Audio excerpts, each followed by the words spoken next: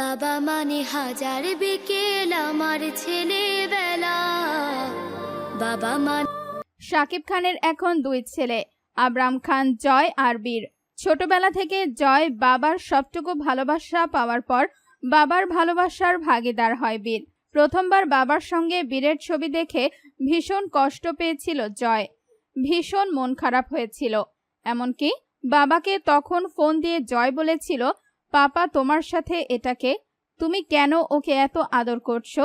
তুমি তো শুধু আমাকে ভালোবাসবে।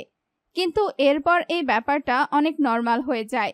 কিন্তু যখন জানা যায় শাকিব খান তৃতীয় বিয়ে করছেন, তখন সবচেয়ে বড় কষ্ট পেয়েছে জয়। হয়তো এবার দাদাবাড়িটাও হারিয়ে ফেলল জয়।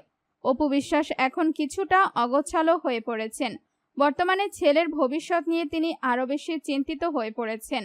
অপুর সাজানো সংসার যেন হঠাৎ করেই আগুন লেগেছে।